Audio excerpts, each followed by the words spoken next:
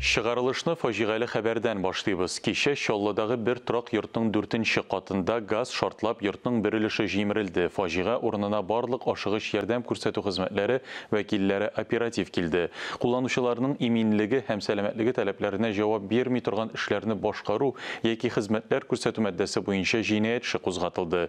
Тикшерүне республика прокуратурасы да үткәрә. Генератор, давай сюда сперва. Төзелеш җиһазлары комплектын ашыгыч рәвештә 5 катлы йортның түбәсенә күтәрәләр. Төнгә 10-нчы рейс инде. Генератор и освещение. Остальное уже там. Коткаручыларга хәрабәләрне төн буена җыярга туры килгән. Иң истәге 2 кат нык җимерелгән.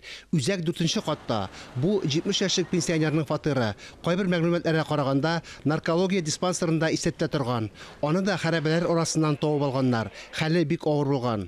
Кеше шартлауны күрше йортларда яшәүчеләр дә ишеткән.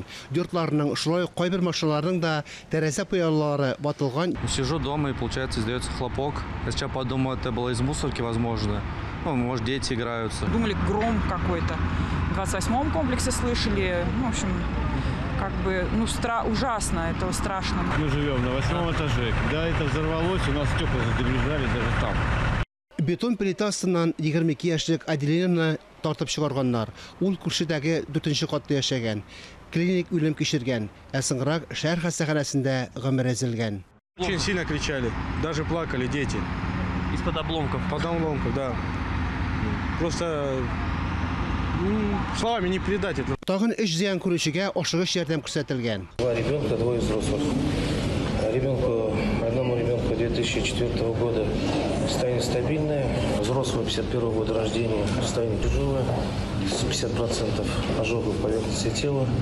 Якынча мәгълүматларга караганда, газ җиһазларын дөрес эксплуатацияләмәү сәбәпле шартлау булган.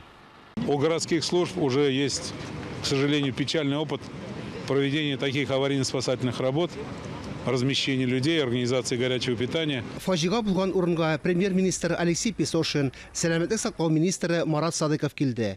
Зыян килгән кешеләрнең хәлен белештеләр. Йорт янында оператив штаб җәелдерелде. Республика тикшерү комитеты җинаять эшен күзәтте. Татарстан прокуратурасы да үз тикшерүләрен башлады. Надзорное ведомство проверит соблюдение требований безопасности при эксплуатации и обслуживании газового оборудования и даст правовую оценку. Оператив тикшерүләр, шулай ук эттәр ярдәмендә кинологлар карау үткәргәч, йорт җимерелү куркынычы юк дигән нәтиҗәгә киленде. Тик җимерек подъездардагы фатирларга кешеләрне әлегә кертмиләр. Вещи, что сейчас забрали, или как? Вот что с собой было, то есть взяли. Сильно пострадала квартира? У нас стекла выбиты.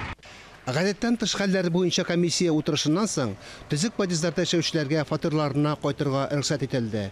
Йорт барлык коммуникацияләргә таштырылды. Фарис Мөхәммәтов, Айнур Вәли Әхмәтов, Ренат Сахибгәрәев, Илсур Вәлиуллин, Татарстан яңалыклары, Чаллы. Чаллыдагы шартлаудан соң Татарстанның гадәттән тыш хәлләр министрлыгы кайнар линия ачты. Телефон номеры хәзер экранда күрсәтелгән.